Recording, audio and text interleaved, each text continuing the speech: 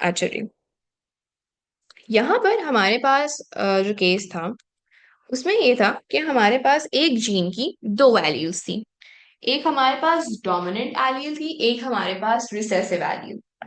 Now let's see कि हमारे पास अगर कोडोमिनेंस का फिनोमेना होता है या हमारे पास मल्टीपल एलील्स का फिनोमेना होता है, उसमें हमारे पास क्या पॉसिबिलिटीज होती हैं and what can happen. Okay. Now miss ji. Miss ये जो F2 जनरेशन वाली हुई है सारी ब्रीडिंग वगैरह, तो ये प्योर ब्रीडिंग की कैटेगरी में नहीं आता है ना? नहीं, क्योंकि ना ये इंडिविजुअल, ये प्योर ब्रीडिंग इंडिविजुअल्स नहीं है ना। जी। ओके। हमारे पास if we take the example of a snapdragon, snapdragon हमारे पास एक प्लांट होता है। और जो स्नैपड्रैगन होता है उसकी जो हमारे पास क्या कहती हैं, वो होती हैं क्या कहती हैं, एलील्स होती हैं for the colour, the flower colour. Snapdragon is like a flowering plant and उसके पास जो फ्लावर कलर की एलील्स होती हैं ना, वो होती तो दो हैं, white and red. But interestingly इसके जो दोनों ये कलर्स हैं ना, ये दोनों डोमिनेंट कलर्स हैं। सो अब हमारे पास, अगर तो इस केस में हमारे पास तीन तरह के स्नैपड्रैगन फ्लावर्स हमें नजर आ रहे होंगे। बिफोर वी टॉक अबाउट कि इसके क्रॉसेस कैसे बनेंगे, एक छोटा सा कॉन्सेप्ट जो मैं मेंशन कर चुकी हूँ in the very first class, loci का, लोकस का। लोकस क्या होता है? Locus is a point. It is a point in our DNA. Locus कोई भी पॉइंट हो सकता है, और loci, a lot of you who have math might have even studied कि लोसाई हमारे पास पॉइंट्स को बुलाता है। तो जीन लोकस क्या होता है? Gene locus, when we are talking about locus with respect to genetics, gene locus is basically the point, the area where the gene is located on the chromosome, on the chromatid. So a gene locus is the region, is the point, is the area where that particular gene exists. ठीक है? सो अ lot of times हम gene locus को एक particular alphabet से express करते हैं कि हमारे पास ये कलर की जीन है। तो कलर की जीन के जो लोकस है उसको हमने सी दे दिया, लोकस का अल्फाबेट। और हमारे पास क्या कहते हैं, हमने एलियल्स को इस तरह से मेंशन कर दिया। So the locus is telling कि मेरे पास, हम किस जीन की बात कर रहे हैं, हम कलर की जीन की बात कर रहे हैं। और उसकी एलियल्स हम लोकस के ऊपर लिख देते हैं। Is this clear? Is this making sense? So this is your gene locus and this is your allele. इस तरह से भी रिप्रेजेंटेशंस आ सकती हैं। The miss capital can you write down जो आपने भी बताया लोकस क्या होता है? locus is the point. Gene locus की अगर बात करो, gene locus is basically the area, the point where a particular gene is located on the chromosome. Thank you. No. तो कैपिटल जो हमारे पास बड़ा वाला लेटर होगा वो हमारे पास जीन लोकस डिनोट कर रहा होगा। और हमारे पास जो उसके ऊपर छोटा सा लिखा हुआ होगा, जैसे हम इंडिसेस को एक्सप्रेस करते हैं, वो हमारी एलील होगी कि उस जीन लोकस पे, उस पर्टिकुलर जीन की कौन सी एलील हमारे पास क्रोमोसोम पे, क्रोमेटिड पे एग्जिस्ट कर रही है। Now these two are both dominant alleles. Now हमारे पास स्नैपड्रैगन प्लांट की कितनी पॉसिबिलिटीज हो सकती हैं? हमारे पास एक ऐसा स्नैपड्रैगन हो सकता है जो कि होमोजाइगस हो for the colour white, homozygous white हो। एक हमारे पास हो सकता है homozygous red. Also, the dominant alleles are always represented with a capital letter, never with a small letter. And हमारे पास heterozygosity भी एग्जिस्ट कर सकती है इनमें, कि हमारे पास क्या कहते हैं, एक W हो, एक R हो। In this case, because both of them are dominant alleles, तो हमारे पास white and red का mixture exist करेगा. So this is a heterozygous plant. So this would look like pink. या कुछ कुछ जगहों पे क्या कहते हैं, या ऐसा हो सकता है कि हमें कुछ एरियाज पे व्हाइट के सेक्शन नजर आए, कुछ एरियाज पे रेड के सेक्शन नजर आए, या ओवरऑल हमारा प्लांट पिंक भी नजर आ सकता है।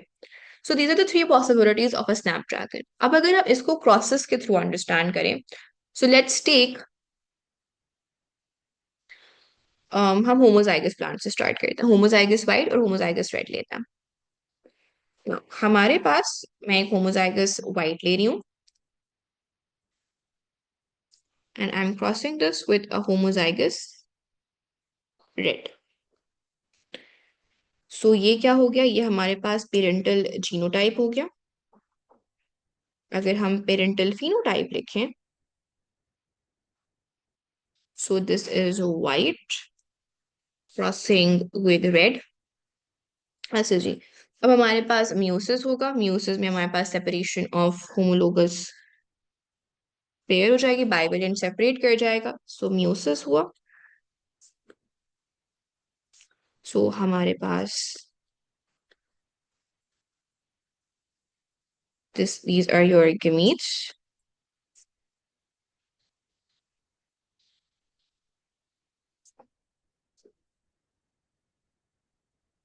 हमारे पास heterozygous individuals बनेंगे एंड हमारे पास जो offspring होगा, it would be heterozygous, all of them would be heterozygous।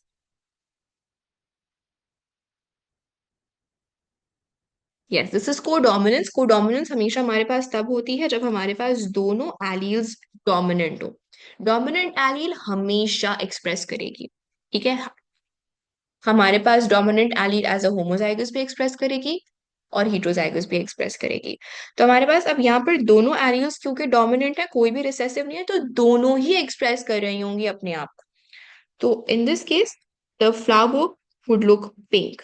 ना वो कंप्लीटली वाइट होगा, ना वो कंप्लीटली रेड होगा, वो वाइट और रेड का मिक्सचर होगा। ये भी हो सकता है कि वो रेड सेक्शन हो उसके थोड़े से और वाइट सेक्शन हो, लेकिन हर एलील एक्सप्रेस हो रही होगी। सो इट कुड इधर लुक पिंक और इट कुड बी लाइक उसके जैसे, शायद आप लोगों ने ऐसे फ्लावर्स देखे हो जिनमें हमारे पास पैटर्न्स होते हैं, डिफरेंट कलर्स होते हैं, मल्टी कलर्ड होता है। सो ये वैसा भी देख सकता है, ठीक है। दोनों पॉसिबिलिटीज हैं और ये क्यों अराइज हो रही है, क्योंकि हमारे पास व्हाइट एलील भी एक्सप्रेस कर रही है फिनोटाइप में और रेड एलील भी एक्सप्रेस कर रही है फिनोटाइप में। ये हमारी क्या हो गई, ये हमारी F1 जनरेशन हो गई।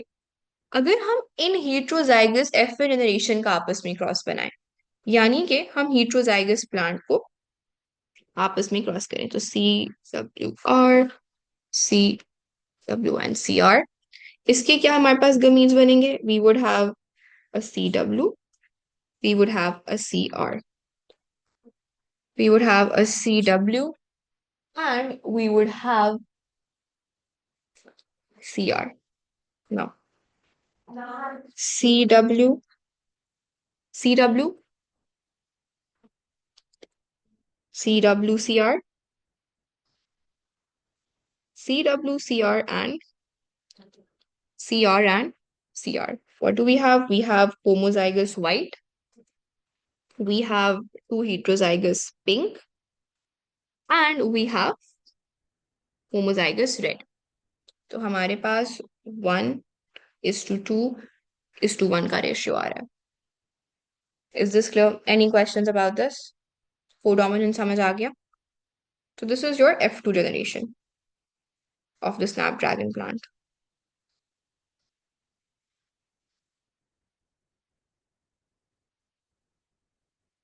ना मिस जी, मिस ये भी प्योर ब्रीडिंग नहीं ना था?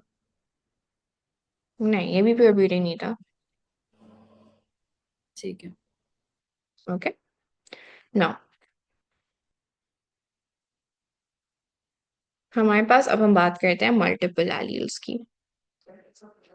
मल्टीपल एलील्स हमारे पास क्या होती हैं? Multiple alleles is when a gene has more than two alleles, यानी कि हमारे पास एक से ज्यादा, सॉरी दो से ज्यादा पॉसिबिलिटीज हो। यूजुअली क्या होता है, हमारे पास एक जीन की हमने दो पॉसिबिलिटीज देखी। इवन अगर कोडोमिनेंस की हम बात करें तो हम व्हाइट और रेड, यहाँ पे हमने दो एलील्स देखी। यहाँ पर अगर हम टॉल एंड शॉर्ट की बात करें, हमने दो एलील्स देखी। मल्टीपल एलील्स का मतलब ये होता है कि एक जीन के पास दो से ज्यादा एलील्स हैं। तो हमारे पास ऐसे केसेस में बहुत ज्यादा पॉसिबिलिटीज आ जाती हैं। जो हमारे पास मल्टीपल एलील्स की हम एग्जाम्पल पढ़ रहे होते हैं, सबसे कॉमन, ये हमने ओ लेवल्स में भी पढ़ी हुई है, ए लेवल्स में भी पढ़ी हुई है, और ये ऑलमोस्ट हर जगह ही मल्टीपल एलील्स की क्लासिक एग्जाम्पल जो कोट होती है, वो होती है ब्लड ग्रुप्स की।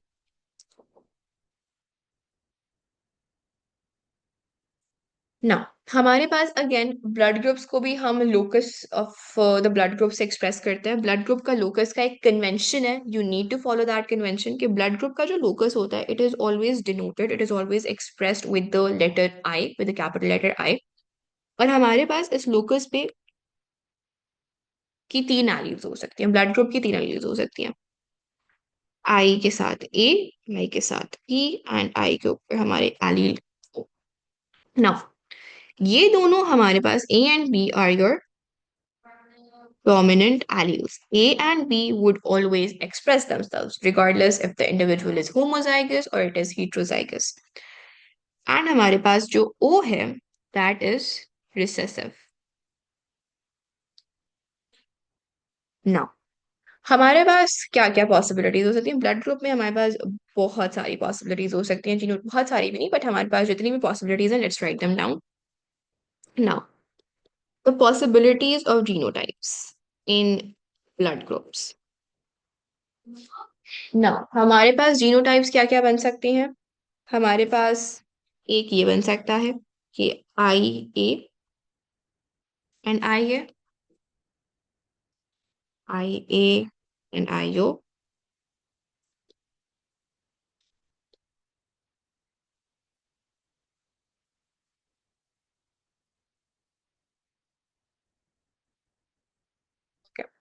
So I think so these are all the possibilities that we can have for the genotype. हाँ, यही possibilities हैं। Now, over here, ये दोनों का जो phenotype होगा, ये phenotypically हमारे पास क्या होंगे?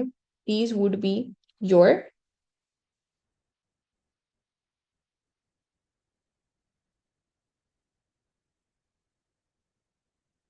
ये हमारे पास blood group A होगा। So any individual who has either both the A alleles or at least one A allele in the presence of a recessive allele, it would always have the blood group A.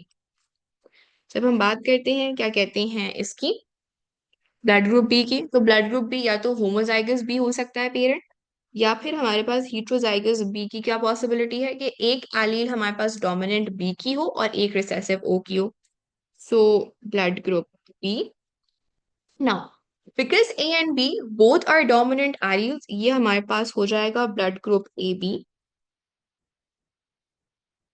And हमारे पास only and only blood group O कब express होता है, blood group O कब exist करता है? जब हमारे पास दोनों पेरेंट से हम क्या इनहेरिट कर रहे हो, हम दोनों पेरेंट से हम ओ वाली एलील इनहेरिट कर रहे हो, this would be blood group O. ठीक है ना, इसके भी हम प्रोसेस देख लेते हैं। Now let's say there is a parent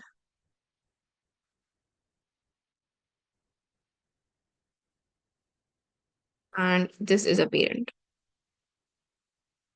Now I want you guys to solve this cross for me. You guys have 2 minutes to tell me the genotype of the offsprings.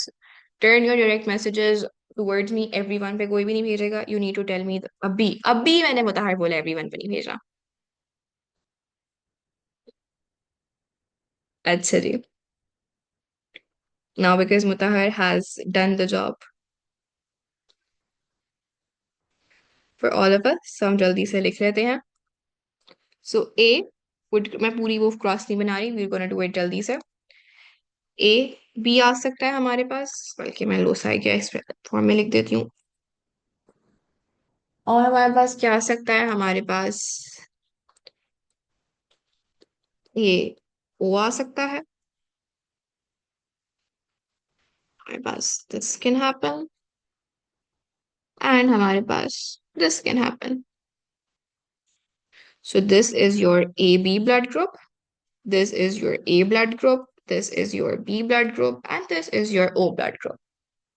ठीक है, any questions about this? Okay, अच्छा जी। Miss, मुझे इन breeding और pure breeding अभी तक सही तरह नहीं समझ आ रही, वो आप बता सकती हैं? ओके ओके, प्योर ब्रीडिंग का मतलब ये होता है कि हम मिक्सिंग ऑफ एलील्स नहीं कर रहा है। हम होमोजाइगस पेरेंट्स हैं, होमोजाइगस टॉल ही ले रही हैं। कहाँ गया, मैं लिख देती हूँ। या आप, nobody remembers their mock result, that's true। Homozygous tall है, दोनों पेरेंट्स होमोजाइगस टॉल हैं। इससे हमारे पास ऑफस्प्रिंग क्या बनेगा? तो प्योर ब्रीडिंग इंडिविजुअल से हमने प्योर ब्रीडिंग ऑफस्प्रिंग बना लिया। क्या कोई मिक्सिंग ऑफ एलील हो गई? This is pure breeding. Inbreeding का मतलब ये होता है कि हम उन्हीं जीन्स को जो हमारे पास क्या कहते हैं, सेम ऑर्गेनिज्म, सेम दिखने वाले ऑर्गेनिज्म, सेम जीनोटाइप वाले ऑर्गेनिजम्स को जब हम क्रॉस करें, हम क्या कहते हैं, सेम जीनोटाइप को आपस में क्रॉस करें, दैट इज इनब्रीडिंग। कि हम लोग मिक्सिंग ऑफ एलील्स होने नहीं दे रहे हैं। ठीक है, इनब्रीडिंग आउटब्रीडिंग हम लोग बहुत डिटेल में सिलेक्शन एवोल्यूशन में करेंगे। इनहेरिटेंस में इनब्रीडिंग का कोई काम नहीं है, मैंने सिर्फ एक एग्जांपल दी थी कि ये इनब्रीडिंग होती है। इनब्रीडिंग और आउटब्रीडिंग के जितने भी डिफरेंसेस हैं, those would come in selection evolution. We basically talked about monohybrid inheritance. We haven't as of yet started with dihybrid inheritance. Inshallah, from tomorrow we would be doing dihybrid inheritance. कब तक अंदाजन खत्म हो जाएगा? Somewhere in the middle of next week, rose probably Tuesday or Wednesday तक। अच्छा, हमने monohybrid inheritance से स्टार्ट कर लिया था। एंड हमने क्या देखा था in the last class? We basically saw, हमने मेंडल की एग्जांपल से we understood how the dominant and recessive alleles interact. हमारे पास किस तरह से म्यूसिस होता है, म्यूसिस से हमारे पास डिफरेंट पॉसिबिलिटीज ऑफ गमीट्स बनती है, उनके क्रॉसेस हमने देखे थे। हमने होमोजाइगस डोमिनेंट होमोजाइगस रिसेसिव के क्रॉसेस बना के F1 जनरेशन क्या कहते हैं, क्या कहते हैं, we talked about their phenotypes and genotypes, and after that हमने उसी F1 से फिर F2 जनरेशन बनाई थी। There is a little correction in the last class। मैंने गलती से ये क्या कर दिया था, मैंने instead of showing it as homozygous tall मैंने ऐसा लिख दिया था, मैंने heterozygous के 3 केसेस बना लिए थे, which was क्या कहते हैं, a mistake on my part। So I just realized it। Actually, Shal corrected that for me yesterday। So यहाँ पे हमारे पास जब भी F2 जनरेशन के हम क्रॉसेस देख रहे होते हैं, F1 जनरेशन से जब F2 के हम प्रोडक्शन देख रहे होते हैं, so हमारे पास we would have one homozygous dominant, one homozygous recessive and two heterozygous genotypes. लेकिन जो फिनोटाइप हम ऑब्जर्व करे होंगे उनमें हमारे पास 3 पॉसिबिलिटीज होंगी, 75% पॉसिबिलिटीज होंगी किसकी, हमारे पास टॉल ऑफस्प्रिंग होने की, और 25% पॉसिबिलिटी होगी हमारे पास शॉर्ट ऑफस्प्रिंग होने की। Then we talked about codominance, कि हमारे पास कोडोमिनेंस में जो एलील्स होती हैं, they are dominant and they would always express each other equally. And उसके बाद हमने मल्टीपल एलील्स अपने लास्ट चीज देखी थी, एंड दैट वाज बेसिकली हमने ब्लड ग्रुप्स की एग्जांपल से देखा था कि मल्टीपल एलील्स का क्या मतलब होता है। एक पर्टिकुलर जीन की अगर एक से ज्यादा एलील्स हो विद इन अ पॉपुलेशन, एक इंडिविजुअल में तो उसके पास 2 ही एलील्स होंगी, एक एलील वो फादर से ले रहा होगा, एक एलील वो मदर से ले रहा होगा। लेकिन जब हम एक इंटायर पॉपुलेशन ऑफ ऑर्गेनिजम्स में देखें और उनका जीन पूल देखें, उनके जीन पूल में अगर हमें एक पर्टिकुलर जीन की more than 2 alleles दिखाई दे रही हैं, more than 2 possibilities, more than 2 versions दिखाई दे रहे हैं, ऐसी जीन को, ऐसी कैरेक्टरिस्टिक को हम मल्टीपल एलील्स के कैटेगरी में कैटेगराइज करते हैं, जिसकी क्लासिक एग्जांपल होती है blood groups. This is what we did in the last class। Any questions about that? I would quickly skim through the chat box। Okay, Amar, I'll repeat that। एक second. Miss when ratio is 1:1:1, तो 25% होगा chance कि कोई एक भी हो जाए। Yes yes, हमारे पास देखो जेनेटिक्स ना, इट्स रैंडम। ये हमारे पास प्रिडिक्शंस होती हैं। हम हमारे पास इनमें से कोई भी हो सकता है। 25% चांस है कि ऑफस्प्रिंग में हमारे पास ए बी हो, 25% चांस है ए हो, 25% चांस है बी हो, 25% चांस है कि हमारे पास ओ हो। तो हमारे पास क्या कहते हैं, जो पॉसिबिलिटी होती है, it could be out of 100 में से 1:1:1 का मतलब क्या हो, 1/4, तो 25% कुछ भी हो सकता है। जेनेटिक्स में हम कोई भी चीज 100% नहीं कह सकते, क्योंकि हमारे पास चाहे फर्टिलाइजेशन हो, चाहे हमारे पास इंडिपेंडेंट असॉर्टमेंट हो, ये सारी चीजें बहुत रैंडम होती हैं। तो हमारे पास in natural conditions we can not control कि हमारे पास कौन सी क्या कहते हैं हमारी ऑफस्प्रिंग में जीन्स जाएंगी। It's all natural, it's all random. ठीक है। However I don't know if you guys are aware और नॉट, हमारी एक फील्ड होती है, उस फील्ड का नाम होता है eugenics. And this is extra information, gene tech में शायद मैं वहां पे भी इसका तस्करा करूं। बट यूजेनिक्स में क्या होता है कि यूजेनिक्स का मानना ये है, इस क्या कहते हैं कॉन्सेप्ट का ये मोटो है कि हमारे पास खाली जो एडवांटेजियस एलील्स वाले ह्यूमंस है ना, एडवांटेजियस एलील्स या अच्छी वाली जो एलील्स हैं वो ही पास ऑन हो। तो ये लोग क्या करते हैं, जो रिप्रोडक्शन होती है ना, ह्यूमन रिप्रोडक्शन, उनको लेबोरेटरी में इस तरह से वो कंट्रोल कर रहे होते हैं, या ऐसे पेरेंट्स की आपस में मीटिंग कराते हैं कि जिनके रिप्रोडक्शन के नतीजे में हमारे पास अच्छी कैरेक्टरिस्टिक्स वाले इंडिविजुअल्स पैदा हों।